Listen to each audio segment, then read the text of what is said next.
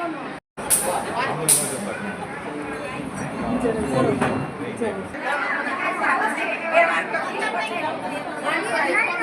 સામે વયા જાઓ જી।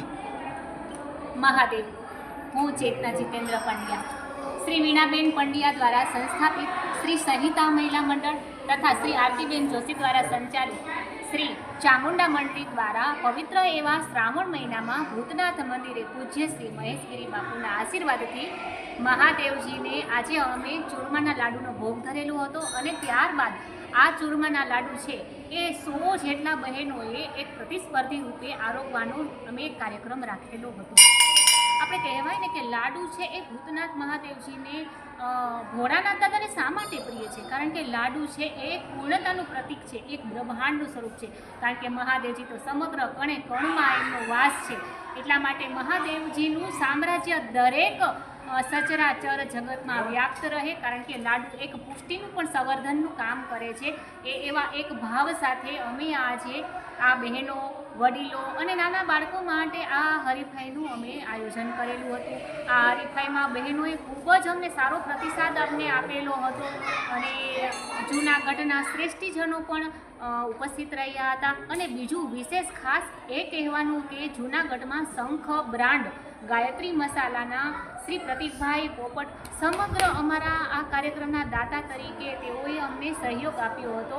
અને બસ મહાદેવજીની કૃપા અપાર સર્વે જગત ઉપર રહે એવી મંગલમય પ્રાર્થના સાથે મહાદેવ હર, જૂનાગઢનો નાથ, જય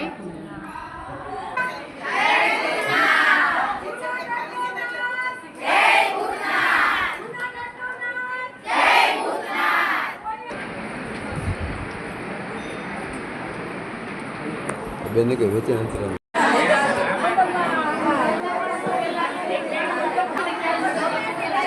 મહાદેવ હર, જય ભૂતનાથ।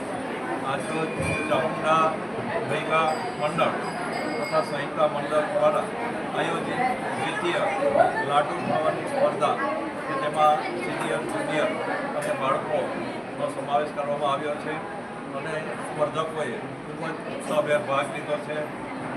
આજના આ ફાસ્ટ ફૂડના જમાનામાં ઓરિજિનલ ખોરાક પચાવવો કે યોગ્ય માત્રામાં ખાવો પણ જ્યારે અઘરો છે ત્યારે અત્યારે અમે જોઈએ છીએ કે મોટી માત્રામાં લાડુઓ છે એ ખાવામાં આવી રહ્યા છે અને આ સ્પર્ધાથી એક સારો મેસેજ પણ સમાજમાં જાય છે। ભૂતનાથ મહાદેવને 51 કિલો લાડુનો થાળ ધરવામાં આવે છે અને એ થાળમાંથી પછી આ સ્પર્ધાનું આયોજન કરવામાં આવે છે। ગત વર્ષે પણ આ સ્પર્ધાનું આયોજન કરવામાં આવેલું હતું। આ વર્ષે આ સ્પર્ધાનું બીજું વર્ષ છે। હું આયોજકોને આ સ્પર્ધા આયોજન કરવા બદલ અભિનંદન પાઠવું।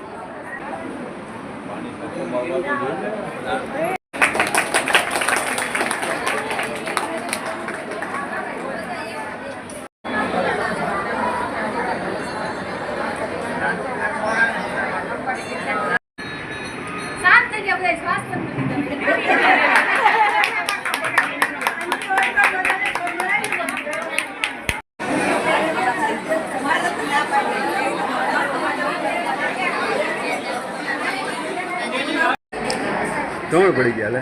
હા, મારી છોકરી છે, તમારી વાત તો તમે